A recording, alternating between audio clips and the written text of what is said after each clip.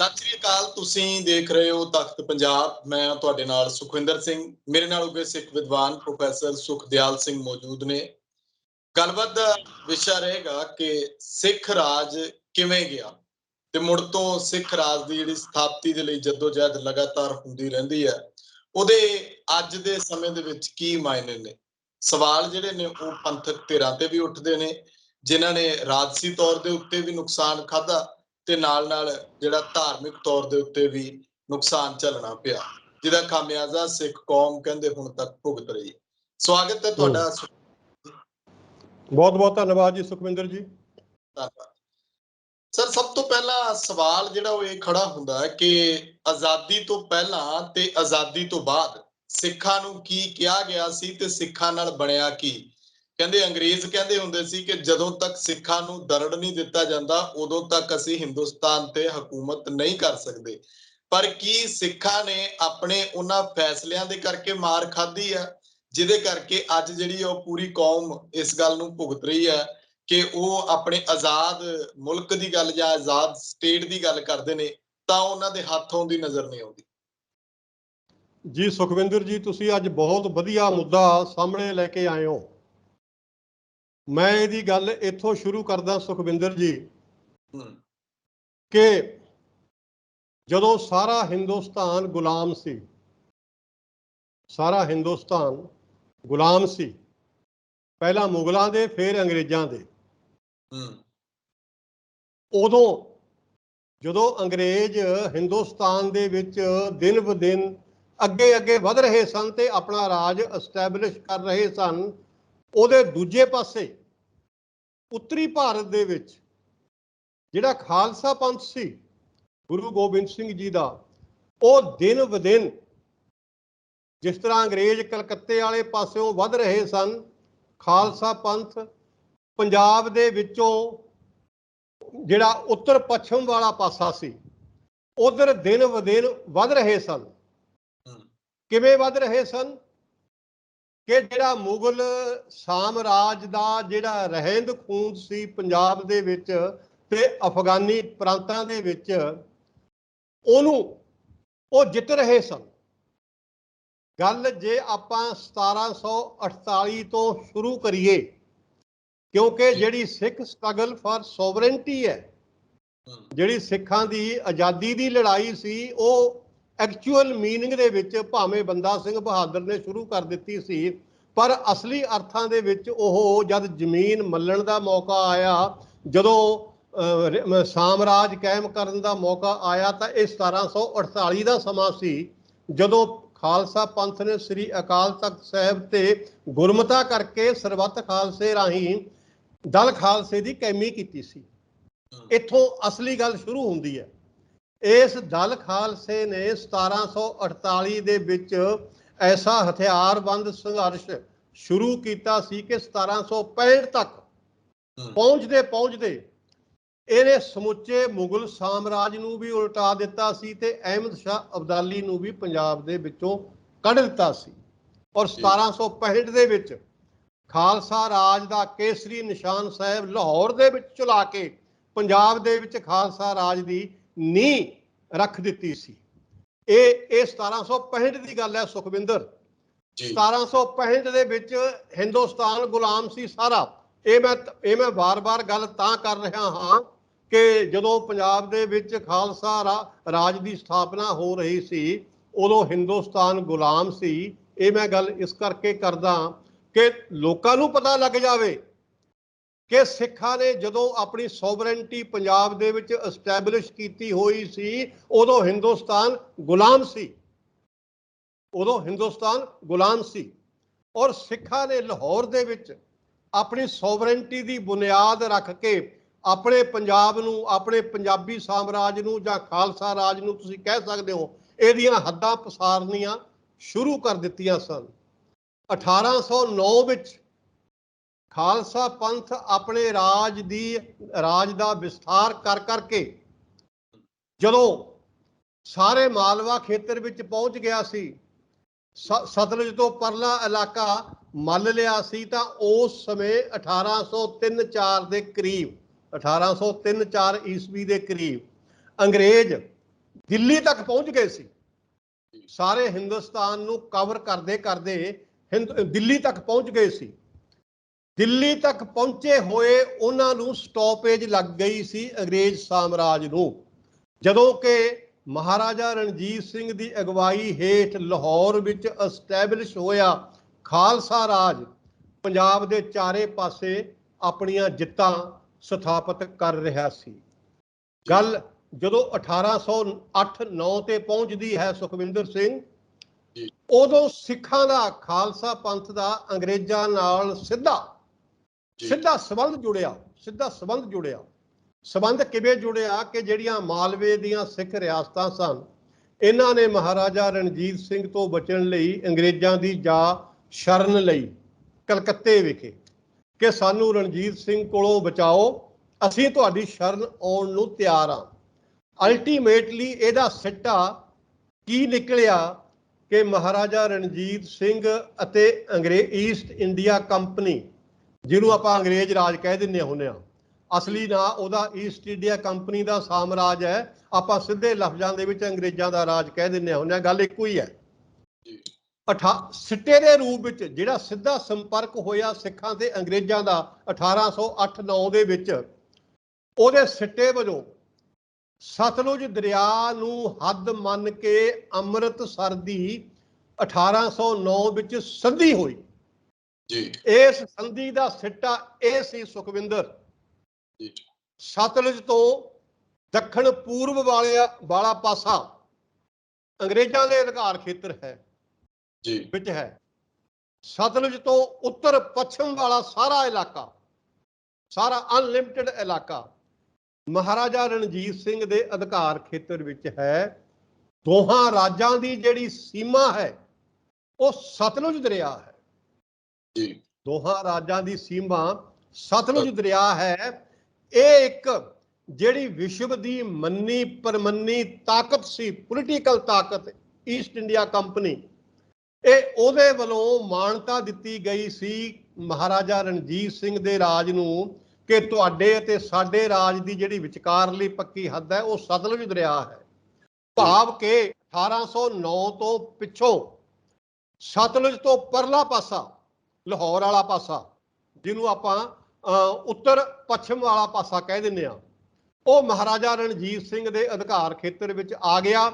ਤੇ ਜਿਹੜਾ ਦੱਖਣ ਪੂਰਬ ਵਾਲਾ ਪਾਸਾ ਹੈ ਸਤਲੁਜ ਤੋਂ ਪੰਜਾਬ ਦਾ, ਜਿਹਦੇ ਵਿੱਚ ਮਾਲਵਾ ਆਉਂਦਾ ਹੈ, ਸਿੱਖ ਰਿਆਸਤਾਂ ਆਉਂਦੀਆਂ ਸਨ, ਇਹ ਅੰਗਰੇਜ਼ਾਂ ਦੇ ਅਧਿਕਾਰ ਖੇਤਰ ਵਿੱਚ ਆ ਗਿਆ।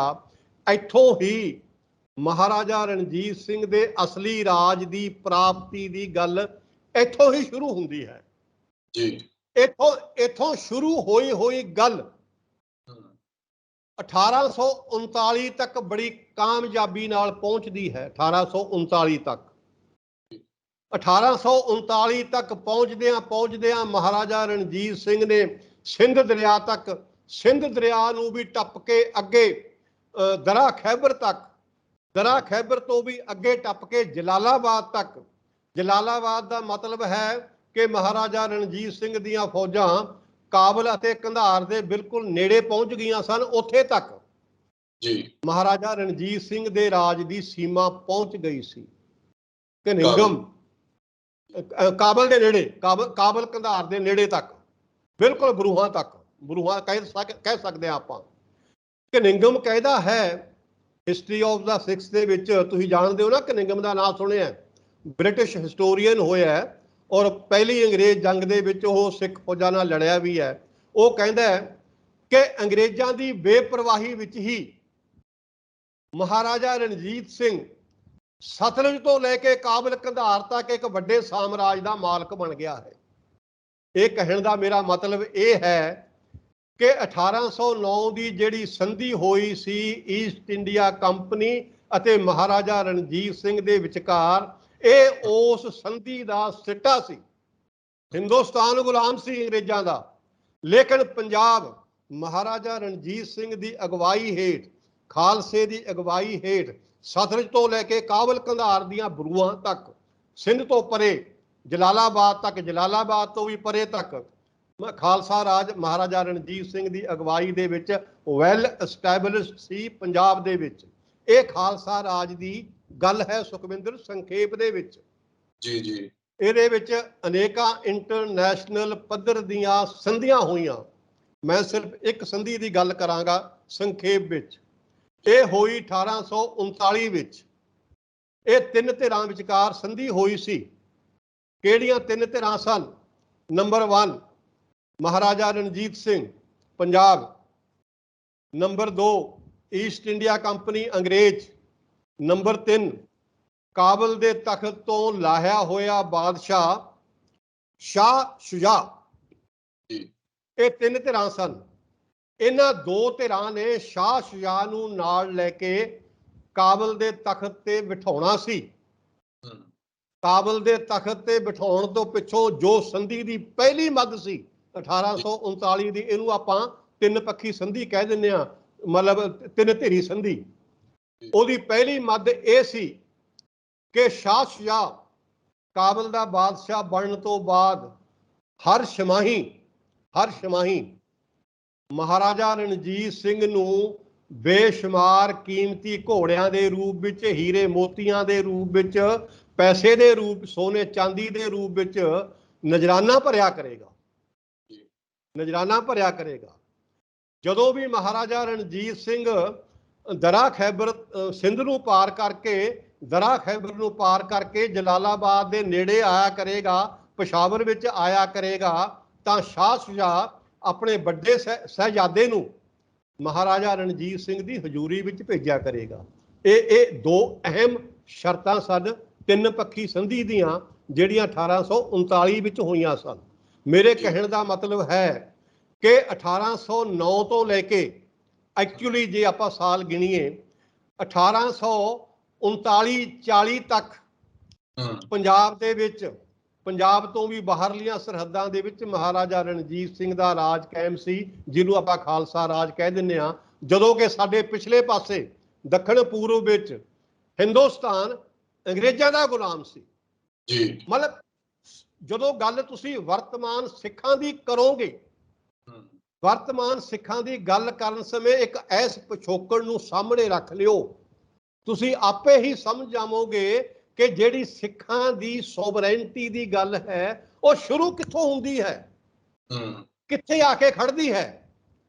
1839 ਦੇ ਵਿੱਚ ਮਹਾਰਾਜਾ ਰਣਜੀਤ ਸਿੰਘ ਦੀ ਮੌਤ ਦੇ ਬਾਅਦ ਕੁਦਰਤ ਦੀ ਕਰਨੀ ਐਸੀ ਹੋਈ, ਕੁਦਰਤ ਦੀ ਕਰਨੀ ਹੀ ਕਹਾਂਗਾ, ਕਿਉਂਕਿ ਸਭ ਕੁਝ ਕਾਇਮ ਸੀ, ਦੈਮ ਸੀ। ਖਾਲਸਾ ਫੌਜਾਂ ਕਾਇਮ ਸਨ, ਮਹਾਰਾਜਾ ਰਣਜੀਤ ਸਿੰਘ ਦੇ ਵਾਰਸ ਕਾਇਮ ਸਨ, ਸਾਰੇ ਸਿਆਣੇ ਸਨ, ਸਾਰੇ ਸਮਝਦਾਰ ਸਨ, ਰਾਜਨੀਤੀ ਨੂੰ ਵੀ ਸਮਝਦੇ ਸਨ। ਅੰਗਰੇਜ਼ਾਂ ਨਾਲ ਵੀ ਕੋਈ ਵੱਡੀ ਦੁਸ਼ਮਣੀ ਨਹੀਂ ਸੀ, ਉਹਨਾਂ ਨਾਲ ਦੋਸਤਾਨਾ ਸੀ ਸਾਡਾ। ਲੇਕਿਨ ਮਹਾਰਾਜਾ ਰਣਜੀਤ ਸਿੰਘ ਦੇ ਵਾਰਸਾਂ ਦੀ ਉਮਰ ਲੰਮੀ ਨਹੀਂ ਹੋਈ। ਉਮਰ ਲੰਮੀ ਨਹੀਂ ਹੋਈ। ਥੋੜੀ ਉਮਰ ਦੇ ਵਿੱਚ ਛੋਟੇ ਅਰਸੇ ਨਾਲ ਉਹ ਗੁਜ਼ਰਦੇ ਗਏ, ਉਹਨਾਂ ਦੀ ਮੌਤ ਹੁੰਦੀ ਗਈ। ਇਹਨੂੰ ਮੈਂ ਇਸੇ ਕਰਕੇ ਜੀ ਤੁਸੀਂ ਗੱਲ ਜਾਰੀ ਰੱਖਿਓ। ਇਹਦੇ ਵਿੱਚ ਇਤਿਹਾਸ, ਜਦੋਂ ਆਪਾਂ ਗੱਲ ਕਰਦੇ ਹਾਂ ਇਤਿਹਾਸ ਦੇ, ਤੁਸੀਂ ਤੇ ਵੱਡੇ ਇਤਿਹਾਸਕਾਰ ਹੋ, ਸਾਡੇ ਤਾਂ ਸਵਾਲ ਹੀ ਹੁੰਦੇ ਨੇ ਕਿ ਸਵਾਲ ਉੱਠਦਾ ਹੈ ਕਿ ਅਸੀਂ ਉਹਨਾਂ ਡੋਗਰਿਆਂ ਨੂੰ ਕਿਸ ਤਰ੍ਹਾਂ, ਮਤਲਬ ਕਿ ਕੁਦਰਤ ਦੀ ਗੱਲ ਕਰਕੇ ਉਹਨਾਂ ਨੂੰ ਕਿਸ ਤਰ੍ਹਾਂ ਇਹਦੇ ਵਿੱਚੋਂ ਪਾਸੇ ਕਰ ਸਕਦੇ ਹਾਂ? ਕਿਉਂ ਨਹੀਂ, ਇਹਦੀ ਗੱਲ ਅੱਗੇ ਆਏਗੀ, ਇਹਦੀ ਗੱਲ ਅੱਗੇ ਆਏਗੀ। ਜੇ ਆਪਾਂ ਇਹਦੀ ਹੁਣੀ ਗੱਲ ਛੇੜ ਲਾਂਗੇ, ਜਿਹੜਾ ਅਗਲਾ ਰੋਲ ਹੈ ਰਣਜੀਤ ਸਿੰਘ ਦੇ ਵਾਰਸਾਂ ਦਾ, ਉਹ ਵਿੱਚੇ ਰਹਿ ਜਾਏਗਾ। ਮੈਂ ਸੰਖੇਪ ਦੇ ਵਿੱਚ ਉਹ ਡੋਗਰਿਆਂ ਤੱਕ ਹੀ ਪਹੁੰਚਦਾ ਰਣਜੀਤ ਸਿੰਘ ਦੇ ਵਾਰਸਾਂ ਦੀ ਉਮਰ ਲੰਮੀ ਨਹੀਂ ਹੋਈ। ਸਾਰੇ ਕਾਬਲ ਸਨ। ਨੌ ਨਿਹਾਲ ਸਿੰਘ ਰਣਜੀਤ ਸਿੰਘ ਤੋਂ ਵੀ 2 ਕਦਮਾਂ ਅੱਗੇ ਵਧਿਆ ਹੋਇਆ ਸੀ। ਮਹਾਰਾਜਾ ਸ਼ੇਰ ਸਿੰਘ ਨੌ ਨਿਹਾਲ ਸਿੰਘ ਤੋਂ ਵੀ ਅੱਗੇ ਵਧਿਆ ਹੋਇਆ ਸੀ, ਪੂਰਾ ਸਮਝਦਾਰ ਬਾਦਸ਼ਾਹ ਸੀ ਲਾਹੌਰ ਦਾ। ਔਰ ਖਾਲਸਾ ਫੌਜਾਂ ਦੀ ਇਤਨੀ ਡਿਸਪਲਿਨਡ ਸ਼ਕਤੀ ਸੀ ਸੁਖਵਿੰਦਰ, ਮੈਂ ਹਰ ਇੱਕ ਹਿਸਟੋਰੀਅਨ ਨੇ ਮੰਨਿਆ ਕਿ ਵਿਸ਼ਵ ਦੀ ਸਭ ਤੋਂ ਤਕੜੀ ਜਿਹੜੀ ਤਾਕਤ ਮੰਨੀ ਗਈ ਸੀ ਉਹ ਅੰਗਰੇਜ਼ ਸਨ। ਅੰਗਰੇਜ਼ਾਂ ਦੀ ਫੌਜ ਵਿਸ਼ਵ ਦੇ ਵਿੱਚ ਸਭ ਤੋਂ ਤਕੜੀ ਮੰਨੀ ਗਈ ਸੀ। ਲੇਕਿਨ ਮਹਾਰਾਜਾ ਰਣਜੀਤ ਸਿੰਘ ਨੇ ਜੋ ਫੌਜ ਖੜੀ ਕੀਤੀ ਸੀ, ਉਹ ਅੰਗਰੇਜ਼ਾਂ ਦੀ ਫੌਜ ਨਾਲੋਂ ਕਿਸੇ ਵੀ ਖੇਤਰ ਦੇ ਵਿੱਚ ਕਿਸੇ ਵੀ ਤਰ੍ਹਾਂ ਘੱਟ ਨਹੀਂ ਸੀ। ਔਰ ਮਹਾਰਾਜਾ ਰਣਜੀਤ ਸਿੰਘ ਨੇ ਪੂਰੇ ਜੀ ਜਾਨ ਨਾਲ ਐਸੀ ਖਾਲਸਾ ਫੌਜ ਖੜੀ ਕੀਤੀ ਸੀ। ਗੱਲ ਇਹ ਹੈ, ਮੈਂ ਕੁਦਰਤ ਦੀ ਕਰਨੀ ਫੇਰ ਕਹਿਣਾ ਕਿ ਸਾਰੇ ਵਾਰਸ ਛੇਤੀ ਛੇਤੀ ਕਾਲ ਵਸ ਹੋ ਗਏ। ਕਿਸੇ ਨੂੰ ਮਾਰ ਦਿੱਤਾ ਗਿਆ, ਕੋਈ ਆਪਣੇ ਆਪ ਮਰ, ਕੋਈ ਕੁਦਰਤੀ ਮੌਤ ਮਰ ਗਿਆ। ਗੱਲ ਇੱਥੇ ਆ ਗਈ ਕਿ ਲਾਹੌਰ ਦੇ ਵਿੱਚ ਅਲਟੀਮੇਟਲੀ ਗੱਲ ਇੱਥੇ ਪਹੁੰਚ ਗਈ 1845 ਦੇ ਅਖੀਰ ਵਿੱਚ ਕਿ ਲਾਹੌਰ ਦੇ ਕਿਲੇ ਵਿੱਚ ਜਿਹੜੀ ਰਾਜਧਾਨੀ ਸੀ ਖਾਲਸਾ ਰਾਜ ਦੀ, ਉਹਦੇ ਵਿੱਚ ਮਹਾਰਾਣੀ ਜਿੰਦ ਕੌਰ ਤੇ ਮਹਾਰਾਜਾ ਦਲੀਪ ਸਿੰਘ ਇੱਕ ਜਿਹੜਾ ਬਚਪਨ ਵਿੱਚ ਸੀ, ਉਹ ਉੱਥੇ ਉਹੀ ਇਕੱਲੇ ਰਹਿ ਗਏ, ਬਾਕੀ ਸਾਰੇ ਖਿੰਡ ਪੁੰਡ ਗਏ। ਖਾਲਸਾ ਫੌਜ ਤੇ ਜਿੰਨਾ ਕੁ ਕੰਟਰੋਲ ਮਹਾਰਾਣੀ ਜਿੰਦ ਕੌਰ ਨੇ ਤੇ ਮਹਾਰਾਜਾ ਦਲੀਪ ਸਿੰਘ ਨੇ ਕੀਤਾ, ਉਹ ਯਥਾਯੋਗ ਕਰਦੇ ਰਹੇ। ਲੇਕਿਨ ਸਾਡੇ ਕੰਢੇ ਤੇ ਬਿਲਕੁਲ ਐਨ ਗੁਆਂਢ ਦੇ ਵਿੱਚ ਅੰਗਰੇਜ਼ਾਂ ਵਰਗੀ ਵਿਸ਼ਵ ਤਾਕਤ ਪੂਰੀ ਤਰ੍ਹਾਂ ਐਸਟੈਬਲਿਸ਼ ਹੋ ਕੇ ਬੈਠੀ ਹੋਈ ਸੀ। ਜਦੋਂ ਵਿਸ਼ਵ ਤਾਕਤ ਤੁਹਾਡੇ ਕੰਢੇ ਤੇ ਬੈਠੀ ਹੋਵੇ, ਤੁਹਾਡੇ ਮੋਢਿਆਂ ਤੇ ਬੈਠੀ ਹੋਵੇ, ਔਰ ਤੁਹਾਡਾ ਵਾਰਸ ਨਾ ਕੋਈ ਰਹੇ ਉੱਥੇ, ਔਰ ਤੁਹਾਡੀ ਫੌਜ ਦਾ ਵਾਲੀ ਵਾਰਸ ਨਾ ਰਹੇ, ਤਾਂ ਐਡੀ ਵੱਡੀ ਵਿਸ਼ਵ ਦੀ ਜਿਹੜੀ ਤਾਕਤ ਹੁੰਦੀ ਹੈ ਉਹਦੇ ਵਿੱਚ ਗੜਬੜ ਪੈਦਾ ਕਰ ਦਿੰਦੀ ਹੈ। ਅੰਗਰੇਜ਼ਾਂ ਨੇ ਗੜਬੜ ਐਸੀ ਪੈਦਾ ਕੀਤੀ, ਮੇਰੀ ਗੱਲ ਨੂੰ ਧਿਆਨ ਨਾਲ ਸੁਣਦੇ ਜਾ ਰਹੇ ਹੋ, ਮੈਂ ਉਹੀ ਨਾਂ ਲਵਾਂਗਾ ਜਿਹੜੇ ਉਸ ਵੇਲੇ ਕਾਊਂਟ ਕਰਦੇ ਸੀ, ਜਿਹੜੇ ਇਸ ਸਮੇਂ ਜ਼ਿੰਮੇਵਾਰ ਸਨ, ਕਿ ਅੰਗਰੇਜ਼ਾਂ ਨੇ ਸਾਡੀ ਖਾਲਸਾ ਫੌਜ ਨੂੰ ਆਪਣੇ ਏਜੰਟਾਂ ਰਾਹੀਂ, ਆਪਣੇ ਬੰਦਿਆਂ ਰਾਹੀਂ ਇਸ ਹੱਦ ਤੱਕ ਭੜਕਾ ਦਿੱਤਾ ਕਿ ਖਾਲਸਾ ਫੌਜ ਅੰਗਰੇਜ਼ਾਂ ਲਈ ਲੜਨ ਲਈ ਉਤਾਵਲੀ ਹੋ ਗਈ। ਤੁਸੀਂ ਕਹੋਗੇ ਕਿ ਉਹਨਾਂ ਦੇ ਏਜੰਟ ਕੌਣ ਸਨ ਜੀ, ਉਹਨਾਂ ਦੇ ਬੰਦੇ ਕੌਣ ਸਨ? ਮੈਂ ਕਹਿਣਾ, ਜਦੋਂ ਕੋਈ ਬਾਲੀ ਵਾਰਸ ਨਾ ਹੋਵੇ ਰਾਜਧਾਨੀ ਦੇ ਵਿੱਚ, ਜਦੋਂ ਕੋਈ ਫੌਜ ਦਾ ਜਰਨੈਲ ਨਾ ਹੋਵੇ, ਜਦੋਂ ਬਾਦਸ਼ਾਹ ਬੱਚਾ ਹੋਵੇ, ਬਾਦਸ਼ਾਹ ਬਚਪਨ ਦੇ ਵਿੱਚ ਹੋਵੇ, ਉਦੋਂ ਖਾਲਸਾ ਫੌਜ ਲੜਾਈ ਦੀਆਂ ਗੱਲਾਂ ਕਰੇ, ਇਹ ਠੀਕ ਨਹੀਂ ਹੁੰਦੀਆਂ, ਇਹ ਠੀਕ ਨਹੀਂ ਹੁੰਦੀਆਂ। ਖਾਲਸਾ ਫੌਜ ਨੂੰ ਸੰਭਾਲਣ ਵਾਲਾ ਕੋਈ ਵੀ ਜਰਨੈਲ ਨਹੀਂ ਸੀ, ਬਾਦਸ਼ਾਹ ਬੱਚਾ ਸੀ। ਮਹਾਰਾਣੀ ਜਿੰਦ ਕੌਰ ਦੀ ਜਿੰਨੀ ਵੀ ਹਿੰਮਤ ਚੱਲਦੀ ਸੀ, ਜਿੰਨੀ ਵੀ ਉਹਦੀ ਹਿੰਮਤ ਸੀ, ਉਹਨੇ ਬੜੀ ਕੋਸ਼ਿਸ਼ ਕੀਤੀ ਖਾਲਸਾ ਫੌਜ ਨੂੰ ਕੰਟਰੋਲ ਵਿੱਚ ਕਰਨ ਦੀ, ਤਾਂ ਕਿ ਖਾਲਸਾ ਫੌਜ ਆਪੇ ਤੋਂ ਬਾਹਰ ਨਾ ਹੋਵੇ ਤੇ ਅਸੀਂ ਖਾਮਖਾ ਜਾ ਕੇ ਅੰਗਰੇਜ਼ਾਂ ਨਾਲ ਨਾ ਲੜੀਏ। ਇਹ ਜਿੰਨੇ ਵੀ ਸਿਆਣੇ ਸਿੱਖ ਸਰਦਾਰ ਸਨ, ਉਹ ਇਸੇ ਗੱਲੋਂ ਰੁੱਸ ਕੇ ਆਪੋ ਆਪਣੇ ਘਰੀ ਜਾ ਬੈਠੇ ਸਨ ਕਿ ਫੌਜ ਲੜਾਈ ਦੀਆਂ ਗੱਲਾਂ ਕਰਦੀ ਸੀ, ਜਾਂ ਜਿਹੜੇ ਅੰਗਰੇਜ਼ਾਂ ਦੇ ਏਜੰਟ ਸਨ ਉਹ ਲੜਾਈ ਦੀਆਂ ਗੱਲਾਂ ਕਰਦੇ ਸਨ। ਲੇਕਿਨ ਜਿਹੜੇ ਸਿਆਣੇ ਜਰਨੈਲ ਸਿੰਘ, ਸ਼ਾਮ ਸਿੰਘ ਅਟਾਰੀ ਵਾਲੇ ਵਰਗੇ, ਉਹ ਦੂਜੇ ਅਟਾਰੀ ਵਾਲੇ ਸਰਦਾਰ, ਉਹ ਚਾਹੁੰਦੇ ਸਨ ਕਿ ਇਹ ਲੜਾਈ ਦਾ ਵੇਲਾ ਨਹੀਂ ਹੈ ਜੀ, ਇਹ ਲੜਾਈ ਦਾ ਵੇਲਾ, ਕਿਉਂਕਿ ਖਾਲਸਾ ਫੌਜ ਦਾ ਜਰਨੈਲ ਹੀ ਕੋਈ ਨਹੀਂ ਸੀ। ਲੇਕਿਨ ਉਸ ਸਮੇਂ ਅੰਗਰੇਜ਼ਾਂ ਨੇ ਖਾਲਸਾ ਫੌਜ ਨੂੰ ਇੰਨਾ ਭੜਕਾ ਦਿੱਤਾ, ਇੰਨਾ ਭੜਕਾ ਦਿੱਤਾ ਕਿ ਉਹ ਬਗੈਰ ਜਰਨੈਲਾਂ ਤੋਂ ਹੀ ਜੰਗ ਦਾ ਐਲਾਨ ਕਰਕੇ ਆਪਣੇ ਹੱਦਾਂ ਤੇ ਫੌਜ ਰਵਾਨਾ ਹੋ ਗਈ। ਹਰੀਕੇ ਪੱਤਣ ਨੂੰ ਪਾਰ ਕਰਕੇ ਜਿੱਥੇ ਖਾਲਸਾ ਰਾਜ ਦੀ ਤੇ ਅੰਗਰੇਜ਼ਾਂ ਦੀ ਹੱਦ ਬਣਦੀ ਸੀ, ਜਿਵੇਂ ਕਿ ਹਰੀਕੇ ਪੱਤਣ ਨੂੰ ਜਦੋਂ ਆਪਾਂ ਕ੍ਰੋਸ ਕਰਕੇ ਅੰਦਰ ਆ ਜਾਈਏ ਮਾਲਵੇ ਦੇ ਵਿੱਚ, ਇਹ 30-35 ਕਿਲੋਮੀਟਰ ਹੋਰ ਅੰਦਰ ਆਉਣਾ ਪੈਂਦਾ, ਜਿੱਥੇ ਕਿ ਬੁਦਕੀ ਦਾ ਪਿੰਡ ਹੈ, ਫਿਰੋਜ਼ ਸ਼ਾਹ ਦਾ ਪਿੰਡ ਹੈ, ਤੇ ਇਹ ਹੱਦਾਂ ਦੇ ਉੱਪਰ ਐਸਟੈਬਲਿਸ਼ਡ ਪਿੰਡ ਸਨ। ਇਹ ਖਾਲਸਾ ਫੌਜਾਂ ਉੱਥੇ ਤੱਕ ਆ ਗਈਆਂ। ਸੋ ਖਾਲਸਾ ਫੌਜਾਂ ਨੇ ਜਿਹੜੀ ਲੜਾਈ ਲੜੀ, ਫਸਟ ਐਂਗਲੋ ਸਿੱਖ ਵਾਰ, ਉਹਨਾਂ ਦਾ ਇੱਕ ਨੋਮੀਨਲ ਜਿਹੜਾ ਜਰਨੈਲ ਸੀ, ਮਤਲਬ ਨੋਮੀਨਲ ਮੈਂ ਇਸ ਕਰਕੇ ਕਹਿਣਾ ਕਿ ਉਹ ਖਾਲਸਾ ਫੌਜਾਂ ਦੇ ਵਿੱਚ ਹਰਮਨ ਪਿਆਰਾ ਹੈ ਹੀ ਨਹੀਂ ਸੀ, ਲਾਲ ਸਿੰਘ ਤੇ ਆਪਣਾ ਤੇਜ ਸਿੰਘ। ਤੇਜ ਸਿੰਘ ਮਿਸਰ ਸੀ, ਲਾਲ ਸਿੰਘ ਵੀ ਮਿਸਰ ਸੀ, ਦੋਨੇ ਹੀ ਮਿਸਰ ਸਨ। ਇਹ ਲਾਲ ਸਿੰਘ ਪ੍ਰਧਾਨ ਮੰਤਰੀ ਬਣਿਆ ਹੋਇਆ ਸੀ, ਤੇਜ ਸਿੰਘ ਜਰਨੈਲ ਬਣਿਆ ਹੋਇਆ ਸੀ। ਤੁਸੀਂ ਕਹੋਗੇ ਕਿ ਇਹ ਜੇ ਕਾਬਲ ਨਹੀਂ ਸਨ ਤਾਂ ਲਾਲ ਸਿੰਘ ਪ੍ਰਧਾਨ ਮੰਤਰੀ ਕਿਵੇਂ ਬਣ ਗਿਆ ਸੀ ਤੇ ਤੇਜ ਸਿੰਘ ਫੌਜਾਂ ਦਾ ਕਮਾਂਡਰ ਕਿਵੇਂ ਬਣ ਗਿਆ ਸੀ? ਇਹ ਸੁਖਵਿੰਦਰ ਸਿੰਘ ਜਦੋਂ ਲਾ ਕਾਨੂੰਨੀ ਬਣੀ ਹੋਵੇ, ਗੜਬੜ ਸਾਰੇ ਪਾਸੇ ਫੈਲੀ ਹੋਵੇ, ਏਜੰਟ ਫੈਲੇ ਹੋਣ, ਉਦੋਂ ਵੱਡੀਆਂ ਵੱਡੀਆਂ ਜਿਹੜੀਆਂ ਸਾਮਰਾਜੀ ਸਰਕਾਰਾਂ ਨੇ ਉਹ ਐਸਾ ਜਾਲ ਵਿਛਾ ਦਿੰਦੀਆਂ ਨੇ ਕਿ ਕੋਈ ਕਿਸੇ ਨੂੰ ਪਤਾ ਨਹੀਂ ਲੱਗਦਾ ਕੌਣ ਸਾਡਾ ਦੋਸਤ ਹੈ ਕੌਣ ਸਾਡਾ ਦੁਸ਼ਮਣ ਹੈ। ਉਹ ਆਪਣੇ ਬੰਦਿਆਂ ਨੂੰ ਹੀ ਹਰ ਤਰੀਕੇ ਨਾਲ ਅੱਗੇ ਲੈ ਕੇ ਆਉਂਦੀ ਹੈ ਤਾਂ ਕਿ ਜਿਸ ਤਰ੍ਹਾਂ ਉਹ ਵੱਡੀ ਪਾਵਰ ਚਾਹਵੇ ਉਸੇ ਤਰ੍ਹਾਂ ਕਰਦੇ ਰਹਿਣ। ਲਾਲ ਸਿੰਘ ਤੇ ਤੇਜ ਸਿੰਘ ਨੇ ਜਿਸ ਤਰ੍ਹਾਂ ਅੰਗਰੇਜ਼ਾਂ ਦੇ ਇਸ਼ਾਰੇ ਹੁੰਦੇ ਸੀ, ਇਹ ਵੈਲ ਐਸਟੈਬਲਿਸ਼ਡ ਫੈਕਟਸ ਨੇ ਹਿਸਟਰੀ ਦੇ।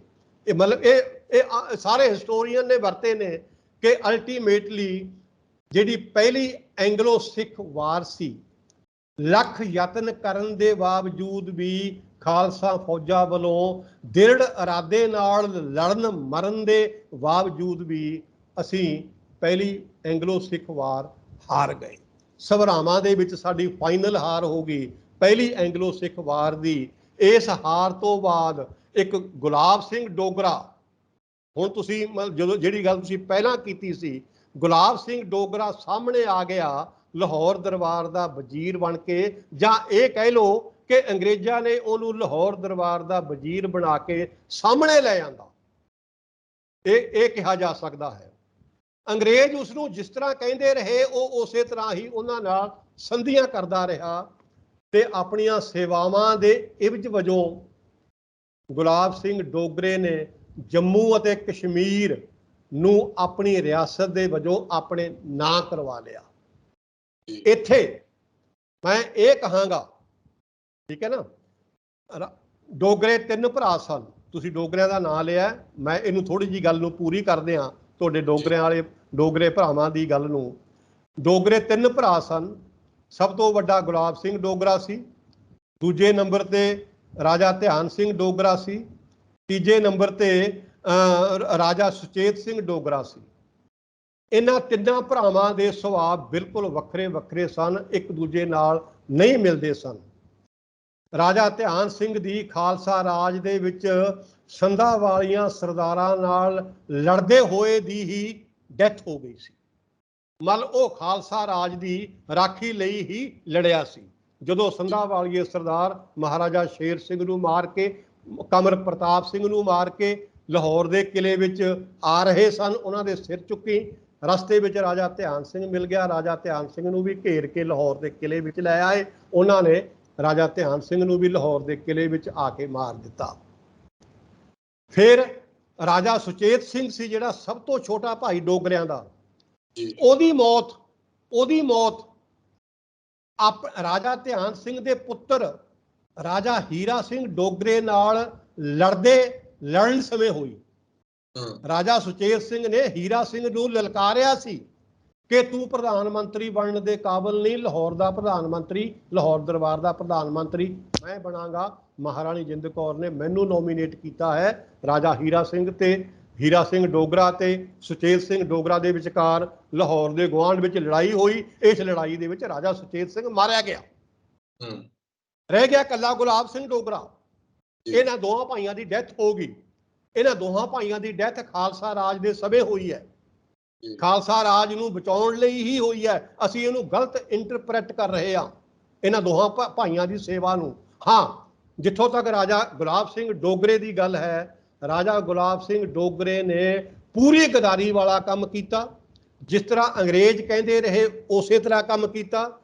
ਸਭਰਾਉਂ ਦੀ ਲੜਾਈ ਦੇ ਵਿੱਚ ਖਾਲਸਾ ਫੌਜਾਂ ਨੂੰ ਹਰਾਇਆ। ਇਸ ਹਰਾਉਣ ਦੇ ਇਵਜ਼ ਵਿੱਚ ਉਹਨੇ ਜੰਮੂ ਅਤੇ ਕਸ਼ਮੀਰ ਨੂੰ ਆਪਣੀ ਰਿਆਸਤ ਦੇ ਤੌਰ ਤੇ ਆਪਣੇ ਨਾਂ ਦੇ ਨਾਲ ਲਗਵਾਇਆ ਤੇ ਉਹ ਜੰਮੂ ਅਤੇ ਕਸ਼ਮੀਰ ਦਾ ਰਾਜਾ ਬਣ ਬੈਠਾ। ਗੱਲ ਆ ਜੋ ਸੈਕੰਡ ਐਂਗਲੋ ਸਿੱਖ ਵਾਰ ਦੀ। ਸੈਕੰਡ ਐਂਗਲੋ ਸਿੱਖ ਵਾਰ 46 ਤੋਂ ਲੈ ਕੇ 48 49 ਤੱਕ ਡਿੱਗਦੀ ਪੈਂਦੀ ਲੰਗੜਾਉਂਦੀ ਹੋਈ ਸਾਡੀ ਰਿਆਸਤ ਚੱਲ ਰਹੀ ਸੀ, ਕਿੰਗਡਮ ਪੰਜਾਬ ਦੀ, ਕਿ ਅਲਟੀਮੇਟਲੀ ਅਟਾਰੀ ਵਾਲੇ ਸਰਦਾਰਾਂ ਨੂੰ ਇੰਨਾ ਠਿੱਠ ਕਰ ਦਿੱਤਾ ਗਿਆ ਅੰਗਰੇਜ਼ ਅਧਿਕਾਰੀਆਂ ਵੱਲੋਂ ਕਿ ਇਹਨਾਂ ਨੂੰ ਅਲਟੀਮੇਟਲੀ ਅੰਗਰੇਜ਼ਾਂ ਦੇ ਖਿਲਾਫ ਤਲਵਾਰ ਚੁੱਕਣੀ ਪਈ। ਤਲਵਾਰ ਚੁੱਕ ਲਈ। ਜਿੰਨੀਆਂ ਫੌਜਾਂ ਇਹ ਇਕੱਠੀਆਂ ਕਰ ਸਕੇ ਉਨੀਆਂ ਫੌਜਾਂ ਇਕੱਠੀਆਂ ਕਰਕੇ ਇਹਨਾਂ ਨੇ 3 ਲੜਾਈਆਂ ਲੜੀਆਂ। 3 ਲੜਾਈਆਂ ਦੇ ਵਿੱਚ 2 ਲੜਾਈਆਂ ਵਿੱਚ 3 ਲੜਾਈਆਂ ਵਿੱਚੋਂ 2 ਲੜਾਈਆਂ ਵਿੱਚ ਸਰਦਾਰ ਸ਼ੇਰ ਸਿੰਘ ਅਟਾਰੀ ਵਾਲੇ ਦੀ ਅਗਵਾਈ ਵਿੱਚ ਲੜੀ ਹੋਈ ਖਾਲਸਾ ਫੌਜਾਂ ਦੀ ਜਿੱਤ ਹੋਈ। ਲੇਕਿਨ ਤੀਜੀ ਤੀਜੀ ਲੜਾਈ ਜਿਹੜੀ ਗੁਜਰਾਤ ਦੇ ਥਾਂ ਤੇ ਹੋਈ ਸੀ 1848 ਦੇ ਅਖੀਰ ਜਨਵਰੀ 1849 ਵਿੱਚ ਇਹ ਲੜਾਈ ਹੋਈ। ਉਸ ਲੜਾਈ ਦੇ ਵਿੱਚ ਸਰਦਾਰ ਸ਼ੇਰ ਸਿੰਘ ਅਟਾਰੀ ਵਾਲਾ ਹਾਰ ਗਿਆ, ਖਾਲਸਾ ਫੌਜਾਂ ਹਾਰ ਗਈਆਂ, ਹਥਿਆਰ ਸੁੱਟ ਦਿੱਤੇ ਗਏ, ਅੰਗਰੇਜ਼ ਲਾਹੌਰ ਵਿੱਚ ਆ ਵੜੇ। ਅੰਗਰੇਜ਼ਾਂ ਨੇ 29 ਮਾਰਚ 1849 ਨੂੰ ਮਹਾਰਾਜਾ ਦਲੀਪ ਸਿੰਘ ਦਾ ਰਾਜ ਖਤਮ ਕਰ ਦਿੱਤਾ। ਲਾਹੌਰ ਦੇ ਕਿਲੇ ਦੇ ਉੱਤੋਂ ਕੇਸਰੀ ਨਿਸ਼ਾਨ ਸਾਹਿਬ ਨੂੰ ਲਾ ਲਿਆ ਗਿਆ ਔਰ ਯੂਨੀਅਨ ਜੈਕ ਲਹਿਰਾ ਦਿੱਤਾ ਗਿਆ। 29 ਮਾਰਚ 1849 ਨੂੰ, ਮਤਲਬ ਕਿ 30 ਮਾਰਚ 1849 ਤੋਂ ਸਾਡੀ ਗੁਲਾਮੀ ਦਾ ਦਿਨ ਸ਼ੁਰੂ ਹੁੰਦਾ ਹੈ, ਜਦੋਂ ਅਸੀਂ ਅੰਗਰੇਜ਼ਾਂ ਦੇ ਗੁਲਾਮ ਹੋ ਗਏ ਔਰ ਅੰਗਰੇਜ਼ਾਂ ਦਾ ਰਾਜ ਹੋ ਗਿਆ। ਅੰਗਰੇਜ਼ਾਂ ਨੇ ਜੀ ਭਰ ਕੇ ਖਾਲਸਾ ਫੌਜਾਂ ਨੂੰ ਮਾਰਿਆ ਵੀ ਤੇ ਉਹਨਾਂ ਨੂੰ ਕੁੱਟਿਆ ਵੀ, ਜੇਲ੍ਹਾਂ 'ਚ ਵੀ ਬੰਦ ਕੀਤਾ। ਜਿਹੜੇ ਸਾਡੇ ਜਰਨੈਲਾਂ ਨੇ ਹਥਿਆਰ ਨਹੀਂ ਸੁੱਟੇ ਸਨ, ਉਹਨਾਂ ਨੂੰ ਵੀ ਉਹਨਾਂ ਨੇ ਆਪਣੀਆਂ ਫੌਜਾਂ ਭੇਜ ਕੇ ਫੜ ਲਿਆ ਤੇ ਅਲਟੀਮੇਟਲੀ ਪੰਜਾਬ ਨੂੰ ਬੁਰੀ ਤਰ੍ਹਾਂ ਆਪਣੇ ਕਬਜ਼ੇ ਵਿੱਚ ਕਰਕੇ ਸਿੱਖਾਂ ਨੂੰ ਪੂਰੀ ਤਰ੍ਹਾਂ ਗੁਲਾਮ ਕਰ ਲਿਆ ਅੰਗਰੇਜ਼ਾਂ ਨੇ। 1849 ਤੋਂ ਸਾਡੀ ਇਸ ਗੁਲਾਮੀ ਦਾ ਇਤਿਹਾਸ ਸ਼ੁਰੂ ਹੁੰਦਾ ਹੈ। ਆਓ ਹੁਣ ਅੱਗੇ ਚਲੀਏ। 1849 ਤੋਂ ਲੈ ਕੇ 1800 ਜਿਹੜਾ ਪੂਰੀ ਸਦੀ ਹੈ, ਜਿਹੜੀ ਪੂਰੀ ਸਦੀ ਹੈ, ਮਤਲਬ ਇਹ 1900 ਤੱਕ ਸਿੱਖ ਸਰਦਾਰਾਂ ਨੂੰ ਕੋਈ ਸੁਰਤ ਨਹੀਂ ਆਈ ਆਪਣੀ ਗੁਲਾਮੀ ਦੇ ਜੀਵਨ ਵਿੱਚੋਂ। ਉਹ ਬੌਂਦਲੇ ਪਏ ਸੀ। ਮੈਂ ਤੁਹਾਨੂੰ ਸੰਖੇਪ 'ਚ ਦੱਸ ਦਿਆਂ, ਕੋਈ ਸੁਰਤ ਨਹੀਂ ਸੀ, ਉਹ ਬੌਂਦਲੇ ਪਏ ਸੀ। ਜਿਹਦੇ ਘਰ 'ਚ ਵੀ ਈਸਾਈ ਪਾਦਰੀ ਜਾ ਵੜਦੇ ਸੀ, ਆਪਣੀ ਮਨਮਰਜ਼ੀ ਦਾ ਦਾਨ ਲੈਂਦੇ ਸੀ। ਜਿਹੜੇ ਸਰਦਾਰ ਦੇ ਘਰ ਈਸਾਈ ਪਾਦਰੀ ਜਾ ਵੜਦੇ ਸੀ, ਆਪਣੀ ਮਨਮਰਜ਼ੀ ਦਾ ਦਾਨ ਲੈ ਕੇ ਨਿਕਲਦੇ ਸੀ। ਜਿਹੜੇ ਨਹੀਂ ਦਿੰਦੇ ਸੀ ਦਾਨ ਸਰਦਾਰ, ਉਹਨਾਂ ਦੀ ਸ਼ਿਕਾਇਤ ਲੱਗ ਜਾਂਦੀ ਸੀ। ਉਹਨਾਂ ਨੂੰ ਫਿਰ ਅੰਗਰੇਜ਼ ਸਰਕਾਰ ਤੰਗ ਕਰਦੀ ਸੀ ਆਨੀ ਬਹਾਨੀ। ਤੇ ਈਸਾਈਆਂ ਨੂੰ ਜਿਹੜੀ ਜਗ੍ਹਾ ਚੰਗੀ ਲੱਗਦੀ ਸੀ, ਉਹ ਗਿਰਜੇ ਘਰਾਂ ਵਾਸਤੇ ਮੁੱਲ ਲੈ ਲਈ ਜਾਂਦੀ ਸੀ, ਜਾਂ ਵੈਸੀ ਦਾਨ ਵਜੋਂ ਲੈ ਲਈ ਜਾਂਦੀ ਸੀ, ਦਾਨ ਵਜੋਂ ਲੈ ਲਈ ਜਾਂਦੀ ਸੀ। ਮੇਰਾ ਕਹਿਣ ਦਾ ਮਤਲਬ ਹੈ ਕਿ ਸਾਰੀ ਸਦੀ 1849 ਤੋਂ ਪਿੱਛੋਂ 50 ਸਾਲ ਐਸੇ ਗੱਲ 'ਚ ਹੀ ਲੰਘ ਗਏ ਕਿ ਸਿੱਖ ਸਰਦਾਰ ਸੰਭਲ ਹੀ ਨਹੀਂ ਸਕੇ ਕਿ ਉਹਨਾਂ ਨੂੰ ਕੀ ਕਰਨਾ ਚਾਹੀਦਾ ਹੈ, ਕੀ ਨਹੀਂ ਕਰਨਾ ਚਾਹੀਦਾ। ਇਸੇ ਰਾਮ ਰੌਲੇ ਵਿੱਚ ਹੀ 1857 ਦਾ ਗਦਰ ਲੰਘ ਗਿਆ। ਸਿੱਖਾਂ ਨੂੰ ਕੋਈ ਪਤਾ ਨਹੀਂ 1857 ਦਾ ਗਦਰ ਕੀ ਹੈ, ਕੌਣ ਲੜ ਰਿਹਾ, ਕੌਣ ਕਿਹਦੇ ਖਿਲਾਫ ਲੜ ਰਿਹਾ ਹੈ। ਜਿਵੇਂ ਅੰਗਰੇਜ਼ ਲੜਾਉਂਦੇ ਰਹੇ ਸਿੱਖਾਂ ਨੂੰ, ਉਹ ਉਵੇਂ ਜਿਵੇਂ ਲੜਦੇ ਰਹੇ। ਗੱਲ ਚਲਦੀ 20ਵੀਂ ਸਦੀ ਦੇ ਵਿੱਚ ਪਹੁੰਚ ਜਾਂਦੀ ਹੈ ਸੁਖਵਿੰਦਰ ਜੀ। 20ਵੀਂ ਸਦੀ ਦਾ ਜਿਹੜਾ ਪਹਿਲਾ ਦਹਾਕਾ ਸੀ, ਪਹਿਲੇ ਦਹਾਕੇ ਦੇ ਵਿੱਚ ਜਿਹੜੀ ਪੰਜਾਬ ਦੀ ਰਾਜਨੀਤੀ ਕੁਝ ਤੇਜ਼ ਹੁੰਦੀ ਹੈ ਦੁਬਾਰਾ ਫਿਰ। ਅਜੇ ਸਿੱਖਾਂ ਵਜੋਂ ਜਿਹੜੀ ਮਾੜੀ ਮੋਟੀ ਜਥੇਬੰਦੀ ਸੀ, ਉਹ ਚੀਫ ਖਾਲਸਾ ਦੀਵਾਨ ਦੇ ਰੂਪ ਵਿੱਚ ਚੱਲਦੀ ਜਾ ਰਹੀ ਸੀ। ਇਹ ਕੋਈ ਤਕੜੀ ਜਥੇਬੰਦੀ ਨਹੀਂ ਸੀ, ਲੇਕਿਨ ਫਿਰ ਵੀ ਜਿੰਨੀ ਕਿ ਜਥੇਬੰਦੀ ਸੀ ਚੀਫ ਖਾਲਸਾ ਦੀਵਾਨ ਦੀ, ਇਹ ਆਪਣੀ ਸਮਝ ਸੂਝ ਨਾਲ, ਆਪਣੀ ਸਿਆਣਪ ਨਾਲ ਸਿੱਖਾਂ ਨੂੰ ਕੋਸ਼ਿਸ਼ ਕਰਦੇ ਸਨ ਕਿ ਇਹਨਾਂ ਨੂੰ ਸਹੀ ਤਰੀਕੇ ਨਾਲ ਤੋਰਿਆ ਜਾ ਸਕੇ। ਇਹਨਾਂ ਦਾ ਚੀਫ ਖਾਲਸਾ ਦੀਵਾਨ ਦਾ ਜਿਹੜਾ ਸਰਦਾਰ ਸੀ ਉਸ ਸਮੇਂ, ਉਹ ਸਰਦਾਰ ਸੁੰਦਰ ਸਿੰਘ ਮਜੀਠੀਆ ਸੀ। ਸੁੰਦਰ ਸਿੰਘ ਮਜੀਠੀਆ। ਅਟਾਰੀ ਵਾਲਾਂ ਦਾ ਜਿਹੜਾ ਸਰਦਾਰ ਸੀ ਉਸ ਸਮੇਂ ਵਾਰਸ ਸਰਦਾਰ ਹਰਵੰਸ ਸਿੰਘ ਅਟਾਰੀ ਸੀ। ਇਹਨਾਂ ਦੀ ਕੋਸ਼ਿਸ਼ ਸੀ, ਕਿਉਂਕਿ ਸਿੱਖਾਂ ਦੇ ਹੱਥ ਪੱਲੇ ਹੈ ਕੁਝ ਨਹੀਂ ਸੀ, ਨਾ ਉਹਨਾਂ ਦੀ ਆਬਾਦੀ ਵਾਲੀ ਸੀ, ਨਾ ਉਹਨਾਂ ਦਾ ਕੋਈ ਹੋਰ ਤਕੜੀ ਧਿਰ ਸੀ। ਜਦੋਂ ਕਿ ਸਿੱਖਾਂ ਦੇ ਮੁਕਾਬਲੇ ਤੇ ਪੰਜਾਬ ਦੇ ਵਿੱਚ ਮੁਸਲਮਾਨਾਂ ਦੀ ਵੀ ਆਬਾਦੀ ਬਹੁਤ ਸੀ, ਹਿੰਦੂਆਂ ਦੀ ਵੀ ਆਬਾਦੀ ਬਹੁਤ ਸੀ। ਮੁਸਲਮਾਨਾਂ ਨੂੰ ਅੰਗਰੇਜ਼ਾਂ ਨੇ ਆਪਣੇ ਨਾਲ ਰਲਾ ਲਿਆ ਸੀ 1849 ਤੋਂ ਲੈ ਕੇ ਹੀ। ਭਾਵ ਕਿ ਪੰਜਾਬ ਦੀ ਜਿਹੜੀ ਇੱਕ ਤਕੜੀ ਧਿਰ ਸੀ ਮੁਸਲਮਾਨਾਂ ਦੇ ਰੂਪ ਵਿੱਚ, ਉਹਨੂੰ ਅੰਗਰੇਜ਼ਾਂ ਨੇ ਆਪਣੇ ਹੱਥ ਤੇ ਕਰ ਲਿਆ ਸੀ, ਆਪਣੇ ਪਾਸੇ ਕਰ ਲਿਆ ਸੀ, ਆਪਣੀ ਦੋਸਤ ਧਿਰ ਬਣਾ ਲਿਆ ਸੀ। ਹੁਣ ਮੁਸਲਮਾਨਾਂ ਕੋਲੇ ਵੀ ਵੋਟਿੰਗ ਪਾਵਰ ਬਹੁਤ ਸੀ, ਹਿੰਦੂਆਂ ਕੋਲੇ ਵੀ ਵੋਟਿੰਗ ਪਾਵਰ ਬਹੁਤ ਸੀ, ਸਿੱਖਾਂ ਕੋਲੇ ਨਾ ਵੋਟਿੰਗ ਪਾਵਰ ਸੀ ਨਾ ਕੋਈ ਫਿਜ਼ੀਕਲ ਸਟਰੈਂਥ ਸੀ ਕਿ ਕਿਸੇ ਫੌਜ ਦੇ ਰੂਪ ਵਿੱਚ ਕੋਈ ਹੋਰ ਸਟਰੈਂਥ ਹੁੰਦੀ। ਸਿੱਖ ਕਿਸੇ ਪਾਸੇ ਵੀ ਅੰਗਰੇਜ਼ ਲਈ ਇੰਨਾ ਵੈਲਿਊਏਬਲ ਫਿਰਕਾ ਸਾਬਤ ਨਹੀਂ ਹੋ ਸਕੇ ਜਿੰਨਾ ਵੈਲਿਊਏਬਲ ਫਿਰਕਾ ਮੁਸਲਮਾਨ ਤੇ ਹਿੰਦੂ ਸਾਬਤ ਹੁੰਦੇ ਸਨ, ਕਿਉਂਕਿ ਇੱਥੇ ਡੈਮੋਕ੍ਰੈਟਿਕ ਢਾਂਚਾ ਅੰਗਰੇਜ਼ਾਂ ਨੇ ਕੁਝ ਨਾ ਕੁਝ ਹੱਦ ਤੱਕ ਐਸਟੈਬਲਿਸ਼ ਕਰ ਲਿਆ ਸੀ ਪੰਜਾਬ ਦੇ ਵਿੱਚ। ਮੈਂ ਅਜੇ ਹਿੰਦੁਸਤਾਨ ਦੀ ਗੱਲ ਨਹੀਂ ਕਰਨ ਲੱਗਿਆ। ਅਜੇ ਪੰਜਾਬ ਜਿਹੜਾ ਮਹਾਰਾਜਾ ਦਲੀਪ ਸਿੰਘ ਦਾ ਖੋਇਆ ਹੋਇਆ ਸੀ ਅਜੇ ਉਵੇਂ ਜਿਵੇਂ ਚੱਲ ਰਿਹਾ ਹੈ। 1849 ਵਿੱਚ ਹਾਰਨ ਤੋਂ ਬਾਅਦ ਵੀ ਹਾਰੇ ਅਸੀਂ ਸੀ, ਅਸੀਂ ਸੋਵਰੇਨਟੀ ਹੀ ਗਵਾਈ ਸੀ 1849 ਦੇ ਵਿੱਚ, ਇਹ ਯਾਦ ਰੱਖਿਓ। ਪਰ ਉਹ ਪੰਜਾਬ ਕਾਇਮ ਸੀ, ਪੰਜਾਬ ਕਾਇਮ ਸੀ। ਮਹਾਰਾਜਾ ਦਲੀਪ ਸਿੰਘ ਦੀ ਕਿੰਗਡਮ ਉਵੇਂ ਉਸੇ ਤਰੀਕੇ ਨਾਲ ਕਾਇਮ ਸੀ। ਇਸ ਕਰਕੇ ਮੈਂ ਪੰਜਾਬ ਦੀ ਹੀ ਗੱਲ ਕਰ ਰਿਹਾ, ਮੈਂ ਅਜੇ ਹਿੰਦੁਸਤਾਨ ਦੀ ਗੱਲ ਨਹੀਂ ਕਰਨ ਲੱਗਿਆ। ਪੰਜਾਬ ਦੇ ਵਿੱਚ ਜਿੰਨੀ ਵੋਟਿੰਗ ਸਟਰੈਂਥ ਸੀ, ਜਿੰਨੀ ਕੁ ਅੰਗਰੇਜ਼ਾਂ ਨੂੰ ਲੋੜ ਸੀ, ਉਹ ਉਹਨਾਂ ਨੇ ਆਪਣੇ ਹੱਥ ਵਿੱਚ ਕਰ ਲਈ ਸੀ ਮੁਸਲਮਾਨਾਂ ਦੇ ਰੂਪ ਵਿੱਚ। ਮੁਸਲਮਾਨਾਂ ਦਾ ਸਾਰਾ ਤਬਕਾ ਅੰਗਰੇਜ਼ਾਂ ਦੇ ਹਮਾਇਤ 'ਚ ਖੜਾ ਸੀ। ਹਿੰਦੂਆਂ ਦੀ ਆਪਣੀ ਆਬਾਦੀ ਸੀ, ਭਾਵੇਂ ਉਹ ਉਸ ਤਰ੍ਹਾਂ ਅੰਗਰੇਜ਼ਾਂ ਦੀ ਹਮਾਇਤ ਵਿੱਚ ਨਹੀਂ ਖੜੇ ਜਿਸ ਤਰ੍ਹਾਂ ਮੁਸਲਮਾਨ ਤਬਕਾ ਖੜਾ ਸੀ, ਪਰ ਇਹਨਾਂ ਦੀ ਇੱਕ ਆਪਣੀ ਵੋਟਿੰਗ ਸਟਰੈਂਥ ਸੀ। ਬਾਕੀ ਹਿੰਦੁਸਤਾਨ ਦਾ ਹਿੰਦੂ ਵੀ ਉਹਨਾਂ ਦੇ ਸਿਰ ਤੇ ਸੀ। ਹਿੰਦੁਸਤਾਨ ਤੇ ਪੰਜਾਬ ਦਾ ਹਿੰਦੂ ਮਿਲ ਕੇ ਬਹੁਤ ਵੱਡੀ ਵੋਟਿੰਗ ਸਟਰੈਂਥ ਬਣ ਜਾਂਦੇ ਸੀ, ਔਰ ਅੰਗਰੇਜ਼ ਇਸੇ ਵੋਟਿੰਗ ਸਟਰੈਂਥ ਨੂੰ ਸਾਹਮਣੇ ਰੱਖ ਕੇ ਗੱਲ ਕਰਦੇ ਸੀ। ਗੱਲ ਇੱਥੇ ਮੈਂ ਇਹ ਗੱਲਾਂ ਤਾਂ ਕਰਕੇ ਕੀਤੀਆਂ ਨੇ, ਇਹ ਜਿਹੜਾ ਸਮਾਂ ਸੀ 20ਵੀਂ ਸਦੀ ਦੇ ਸ਼ੁਰੂਆਤ ਦਾ, ਇੱਥੇ ਤੁਹਾਡੀ ਜਿਹੜੀ ਵੈਲਿਊ ਪੈਣੀ ਸੀ ਪੋਲੀਟੀਕਲ ਫੀਲਡ ਦੇ ਵਿੱਚ, ਉਹ ਸਿਰਾਂ ਦੀ ਗਿਣਤੀ ਅਨੁਸਾਰ ਪੈਣੀ ਸੀ, ਉਹ ਸਿਰਾਂ ਦੀ ਗਿਣਤੀ ਅਨੁਸਾਰ ਪੈਣੀ। ਸਿੱਖ ਕਿਸੇ ਪਾਸੇ ਵੀ ਨਹੀਂ ਸੀ ਆ ਰਹੇ, ਸਿੱਖ ਕਿਸੇ ਪਾਸੇ ਵੀ ਨਹੀਂ ਸੀ ਆ ਰਹੇ। ਜਿਹੜੀ ਚੀਫ ਖਾਲਸਾ ਦੀਵਾਨ ਦੀ ਜਿਹੜੀ ਲੀਡਰਸ਼ਿਪ ਸੀ, ਸਰਦਾਰ ਸੁੰਦਰ ਸਿੰਘ ਮਜੀਠੀਆ ਦੀ ਅਗਵਾਈ ਹੇਠ, ਸਰਦਾਰ ਹਰਬੰਸ ਸਿੰਘ ਅਟਾਰੀ ਵਾਲੇ ਦੀ ਅਗਵਾਈ ਹੇਠ, ਇਹਨਾਂ ਦੀ ਸੋਚ ਸੀ ਕਿ ਕਿਸੇ ਨਾ ਕਿਸੇ ਤਰੀਕੇ ਨਾਲ ਅੰਗਰੇਜ਼ਾਂ ਨਾਲ ਮਿਲਵਰਤਨ ਕਰਕੇ ਚੱਲਿਆ ਜਾਵੇ। ਜਿਸ ਤਰੀਕੇ ਨਾਲ ਮੁਸਲਮਾਨ ਉਹਨਾਂ ਨਾਲ ਮਿਲਵਰਤਨ ਕਰਕੇ ਅਧਿਕਾਰ ਤੇ ਅਧਿਕਾਰ ਪ੍ਰਾਪਤ ਕਰ ਰਹੇ ਨੇ, ਸਾਡੇ ਕੋਲੇ ਹੋਰ ਤਾਂ ਕੋਈ ਤਰੀਕਾ ਹੈ ਨਹੀਂ ਅਧਿਕਾਰ ਤੇ ਅਧਿਕਾਰ ਪ੍ਰਾਪਤ ਕਰਨ ਦਾ। ਅਸੀਂ ਇੱਕ ਤਰੀਕੇ ਨਾਲ ਅੰਗਰੇਜ਼ਾਂ ਨਾਲ ਮਿਲਵਰਤਨ ਕਰਕੇ ਹੀ ਆਪਣੇ ਅਧਿਕਾਰ ਪ੍ਰਾਪਤ ਕਰ ਸਕਦੇ ਹਾਂ। ਇਹਦਾ ਪਹਿਲਾ ਸਿੱਟਾ ਕਦੋਂ ਨਿਕਲਿਆ?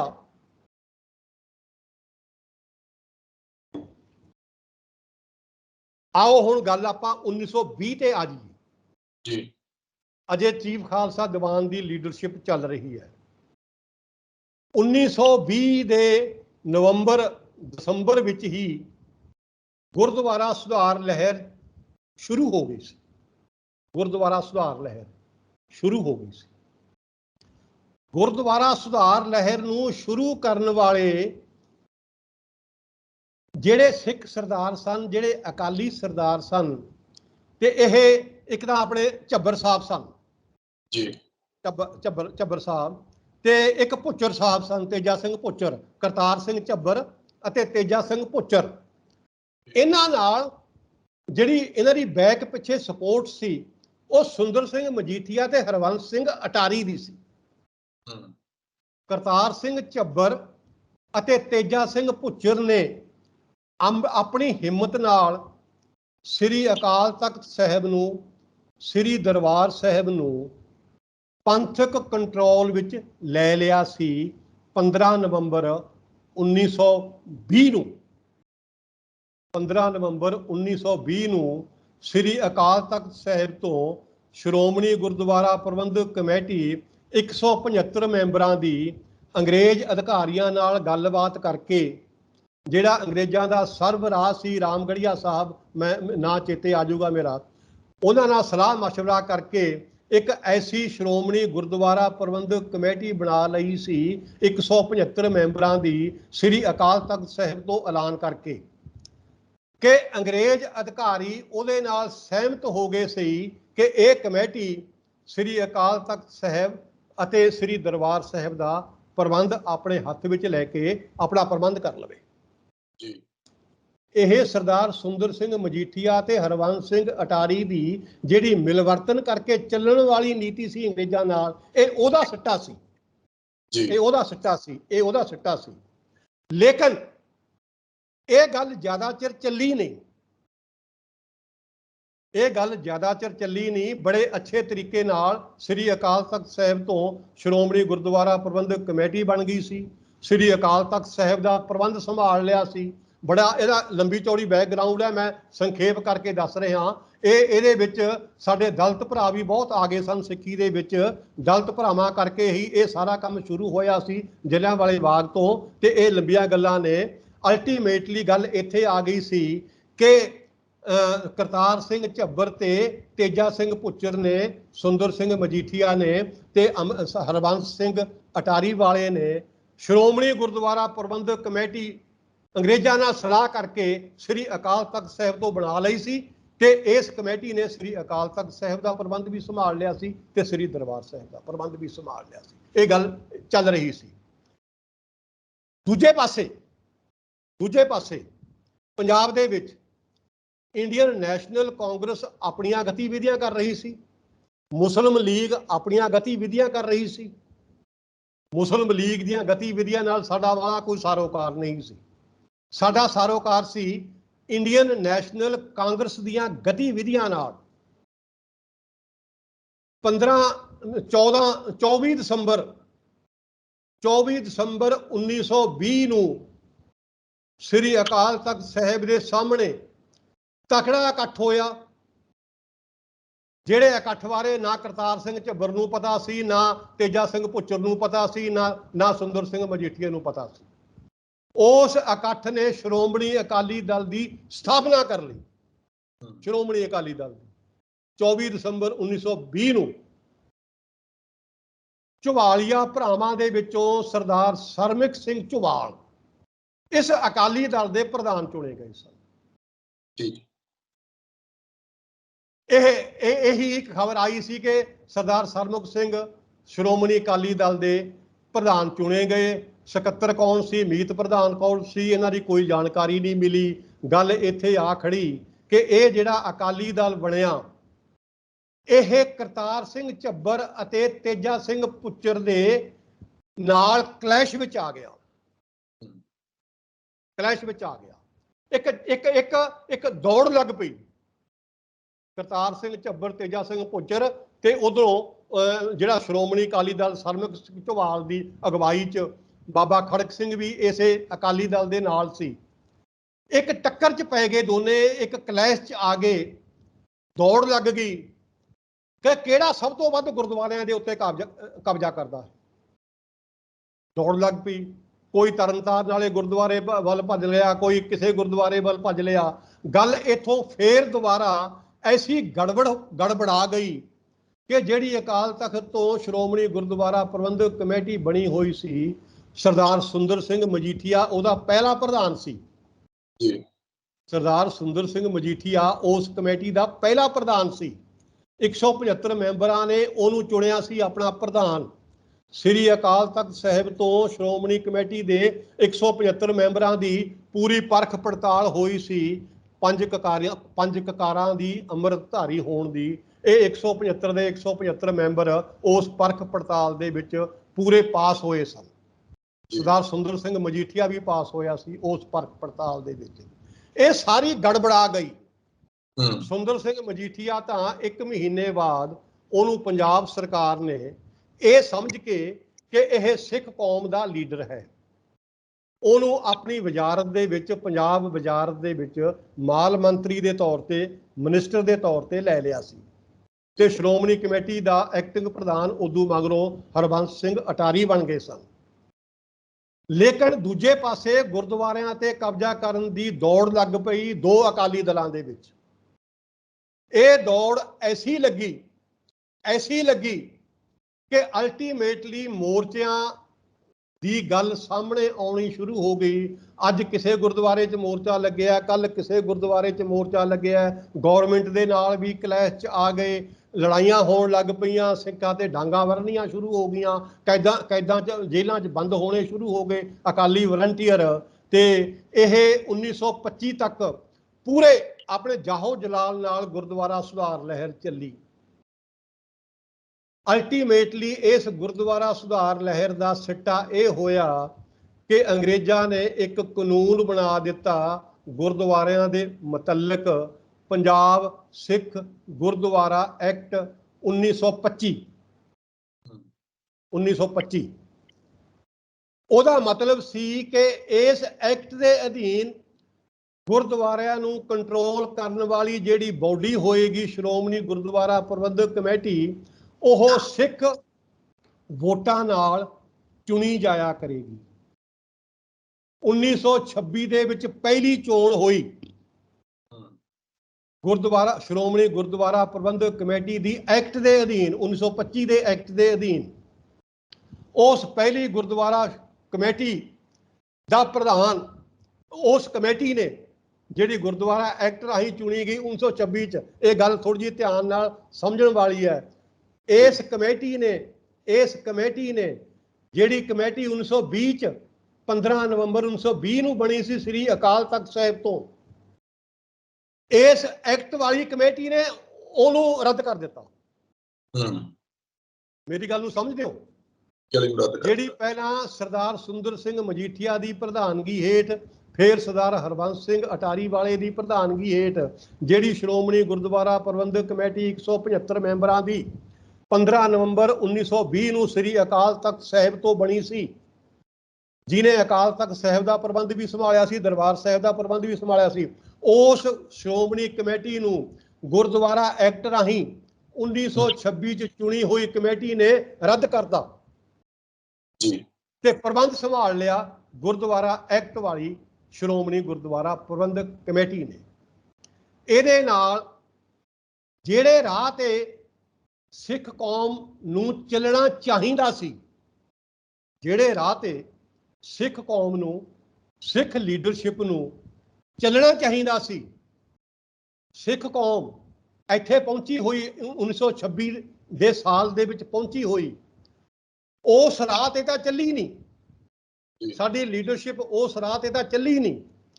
ਚੱਲ ਕਿਹੜੇ ਰਾਹ ਤੇ ਚੱਲੀ? ਇਹ ਕਾਂਗਰਸ ਦੇ ਪਿੱਛੇ ਲੱਗ ਗਈ।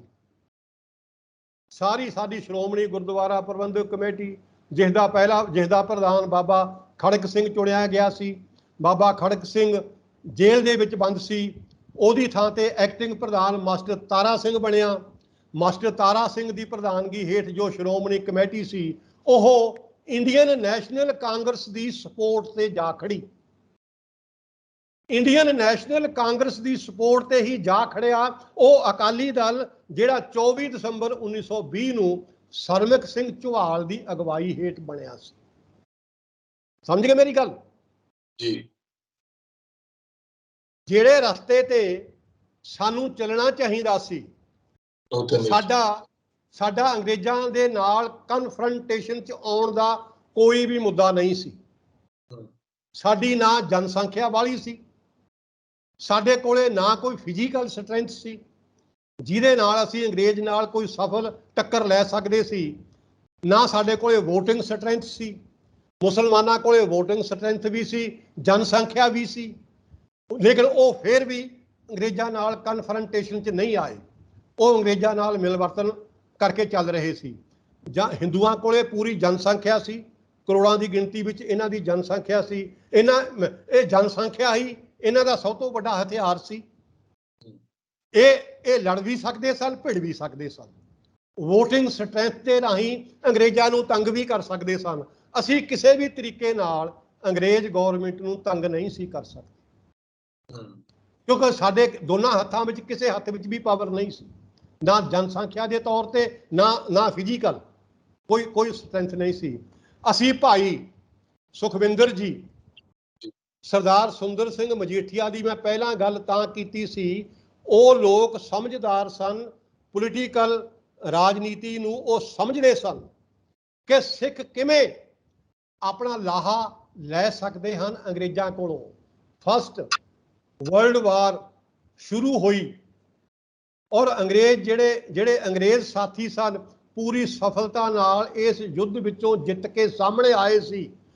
ਪਹਿਲੇ ਮਹਾਯੁੱਧ ਦੇ ਵਿੱਚ ਸਿੱਖ ਫੌਜਾਂ ਦਾ ਇੰਨਾ ਰੋਬ ਦਾਬ ਸਾਰੇ ਯੂਰਪ ਦੇ ਉੱਪਰ, ਸਾਰੇ ਅੰਗਰੇਜ਼ ਜਗਤ ਦੇ ਉੱਪਰ, ਈਸਟ ਇੰਡੀਆ ਕੰਪਨੀ ਦੇ ਉੱਪਰ ਇੰਨੀ ਚੰਗੀ ਤਰ੍ਹਾਂ ਛਾ ਗਿਆ ਸੀ ਕਿ ਅੰਗਰੇਜ਼ ਸਿੱਖ ਫੌਜਾਂ ਕੋਲੋਂ ਬਹੁਤ ਪ੍ਰਭਾਵਿਤ ਹੋ ਗਏ ਸਨ, ਬਹੁਤ ਪ੍ਰਭਾਵਿਤ। ਅੰਗਰੇਜ਼ਾਂ ਨੂੰ ਇਹ ਪਤਾ ਲੱਗ ਗਿਆ ਸੀ ਕਿ ਅਗਰ ਤੁਹਾਡੇ ਕੋਲੇ ਸਿੱਖ ਫੌਜ ਹੈ, ਤੁਸੀਂ ਸਾਰੀ ਦੁਨੀਆ ਤੇ ਰਾਜ ਕਰ ਸਕਦੇ ਹੋ। ਜੋ ਪਾਰਟ ਪਲੇ ਸਿੱਖ ਫੌਜਾਂ ਨੇ ਅੰਗਰੇਜ਼ਾਂ ਦੀ ਰਹਿਨੁਮਾਈ ਹੇਠ ਪਹਿਲੇ ਮਹਾਯੁੱਧ ਦੇ ਵਿੱਚ ਪਲੇ ਕੀਤਾ, ਉਹਦੇ ਤੋਂ ਇਹਨਾਂ ਦਾ ਇੰਪੈਕਟ ਇਹ ਪਿਆ ਕਿ ਅੰਗਰੇਜ਼ ਦੇ ਮਨ ਵਿੱਚ ਇਹ ਗੱਲ ਛਾ ਗਈ, ਜਿਹਦੇ ਕੋਲੇ ਜੇ ਤੁਹਾਡੇ ਕੋਲੇ ਸਿੱਖ ਫੌਜਾਂ ਨੇ, ਤੁਸੀਂ ਦੁਨੀਆ ਤੇ ਕਿਤੇ ਵੀ ਰਾਜ ਕਰ ਸਕਦੇ ਹੋ। ਮੇਰੇ ਕਹਿਣ ਦਾ ਮਤਲਬ ਇਹ ਹੈ, ਸਾਡੀ ਲੀਡਰਸ਼ਿਪ ਸਿੱਖ ਫੌਜਾਂ ਵੱਲੋਂ ਖੱਟੇ ਹੋਏ ਨਾਮਣੇ ਨੂੰ ਆਪਣੇ ਪੋਲੀਟੀਕਲ ਲਾਹੇ ਲਈ ਨਹੀਂ ਵਰਤ ਸਕੀਆਂ, ਆਪਣੇ ਪੋਲੀਟੀਕਲ ਫਾਇਦਿਆਂ ਲਈ ਨਹੀਂ ਵਰਤ ਸਕੀਆਂ, ਜਦੋਂ ਕਿ ਇਹਨਾਂ ਨੂੰ ਵਰਤਣਾ ਚਾਹੀਦਾ ਸੀ। ਅੰਗਰੇਜ਼ਾਂ ਕੋਲੋਂ ਇਹ ਕਹਿ ਕੇ ਕਿ ਅਸੀਂ ਕਿਤਨਾ ਕੰਟਰੀਬਿਊਟ ਕੀਤਾ ਹੈ ਫਸਟ ਜਿਹੜਾ ਵਰਲਡ ਵਾਰ ਹੈ, ਸਾਨੂੰ ਵੀ ਸਾਡੇ ਅਧਿਕਾਰ ਮਿਲਣੇ ਚਾਹੀਦੇ ਨੇ, ਜਿਵੇਂ ਤੁਸੀਂ ਮੁਸਲਮਾਨਾਂ ਨੂੰ ਅਧਿਕਾਰ ਦਿੱਤੇ ਨੇ, ਸਾਨੂੰ ਵੀ ਅਧਿਕਾਰ ਮਿਲਣੇ ਚਾਹੀਦੇ ਨੇ। ਸਾਡਾ ਅਧਿਕਾਰ ਇਹੀ ਹੈ ਕਿ ਸਾਡਾ ਪੰਜਾਬ, ਸਾਡੀ ਬਾਦਸ਼ਾਹਤ ਜਿਹੜੀ ਤੁਸੀਂ ਮਹਾਰਾਜਾ ਦਲੀਪ ਸਿੰਘ ਕੋਲੋਂ ਖੋਹੀ ਸੀ, ਉਹ ਸਾਨੂੰ ਮਿਲਣੀ ਚਾਹੀਦੀ ਹੈ। ਸਾਡੇ ਕੋਲੇ ਮੇਨ ਮੁੱਦਾ ਇਹ ਹੋਣਾ ਚਾਹੀਦਾ ਸੀ। ਚਲੋ ਖੈਰ, ਸਾਡੀ ਲੀਡਰਸ਼ਿਪ ਨੇ ਇਹ ਮੇਨ ਮੁੱਦਾ ਨਹੀਂ ਅਪਣਾਇਆ। ਮੁੱਦਾ ਕਿਹੜਾ ਅਪਣਾ ਲਿਆ? ਅੰਗਰੇਜ਼ੋ ਭਾਰਤ ਛੱਡ ਜਾਓ, ਅੰਗਰੇਜ਼ੋ ਹਿੰਦੁਸਤਾਨ ਛੱਡ ਜਾਓ। ਜੀ ਹਾਂਜੀ ਹਾਂਜੀ ਹਾਂਜੀ ਹਾਂਜੀ। ਸਮਾਂ ਜਿਹੜਾ ਆ ਇਸ ਇੰਟਰਵਿਊ ਦਾ ਕਾਫੀ ਲੰਮਾ ਹੋ ਗਿਆ ਤੇ ਅਸੀਂ ਇਸ ਨੂੰ ਦੂਜੇ ਭਾਗ ਦੇ ਵਿੱਚ ਹੁਣ ਲੈ ਕੇ ਜਾਵਾਂਗੇ। ਅੰਗਰੇਜ਼ੋ ਭਾਰਤ ਛੱਡੋ, ਜਦੋਂ ਤੁਸੀਂ ਗੱਲ ਕੀਤੀ, ਆਪਾਂ ਕਿਹਾ ਕਿ ਰਣਜੀਤ ਸਿੰਘ ਤੋਂ ਲੈ ਕੇ ਹੁਣ ਤੱਕ 1926 ਤੱਕ ਆਪਾਂ ਪਹੁੰਚੇ ਆ। ਉਸ ਤੋਂ ਬਾਅਦ ਜੋ ਅੰਗਰੇਜ਼ੋ ਭਾਰਤ ਛੱਡੋ ਜਾਂ ਕਾਂਗਰਸ ਦਾ ਇੰਡੀਅਨ ਨੈਸ਼ਨਲ ਕਾਂਗਰਸ ਦੇ ਨਾਲ ਮਿਲ ਕੇ ਚੱਲਣਾ, ਉਹਦੇ ਬਾਰੇ ਆਪਾਂ ਦੂਜੇ ਭਾਗ ਦੇ ਵਿੱਚ ਗੱਲ ਕਰਾਂਗੇ। ਮੈਂ ਦਰਸ਼ਕਾਂ ਨੂੰ ਅਪੀਲ ਕਰ ਦਿੰਦਾ ਕਿ ਦੂਸਰੇ ਭਾਗ ਦਾ ਲਿੰਕ ਵੀ ਜਿਹੜਾ ਉਹ ਇਸ ਵੀਡੀਓ ਦੇ ਵਿੱਚ ਉੱਪਰ ਦਿੱਤਾ ਜਾਏਗਾ ਤੇ ਨੀਚੇ ਡਿਸਕ੍ਰਿਪਸ਼ਨ ਦੇ ਵਿੱਚ ਵੀ ਹੋਏਗਾ, ਤੁਸੀਂ ਉੱਥੋਂ ਦੇਖ ਸਕਦੇ ਹੋ। ਆਪਣੇ ਵਿਚਾਰ ਕਮੈਂਟ ਜ਼ਰੂਰ ਕਰਿਓ। ਧਿਆਨ ਤੁਹਾਡਾ ਗਿਆ ਹੋਣਾ ਕਿ ਮੈਂ ਸਵਾਲ ਬਹੁਤ ਘੱਟ ਕੀਤੇ ਨੇ। ਸਵਾਲ ਇਸ ਕਰਕੇ ਘੱਟ ਕੀਤੇ ਨੇ ਕਿਉਂਕਿ ਸਾਡੇ ਸਾਹਮਣੇ ਸਿੱਖ ਕੌਮ ਦੇ ਬਹੁਤ ਵੱਡੇ ਇਤਿਹਾਸਕਾਰ ਬੈਠੇ ਨੇ, ਇਸ ਕਰਕੇ ਜ਼ਰੂਰੀ ਹੋ ਕਿ ਸਾਨੂੰ ਵੀ ਉਹਨਾਂ ਤੋਂ ਇਤਿਹਾਸ ਸੁਣਨ ਦਾ ਮੌਕਾ ਮਿਲਦਾ। ਉਸ ਤੋਂ ਬਾਅਦ ਉਹ ਤੇ ਅਮਲ ਕਰਨਾ ਜਾਂ ਉਹਦੇ ਹੋਰ ਪੁਣਛਾਣ ਕਰਨੀ, ਉਹ ਬਾਅਦ ਦੀ ਗੱਲ ਹੈ। ਤੁਸੀਂ ਆਪਣੇ ਵਿਚਾਰ ਕਮੈਂਟ ਜ਼ਰੂਰ ਕਰਿਓ। ਤਖਤ ਪੰਜਾਬ ਨੂੰ ਸਬਸਕ੍ਰਾਈਬ ਕਰੋ। ਮੈਨੂੰ ਇਜਾਜ਼ਤ ਦਿਓ। ਧੰਨਵਾਦ।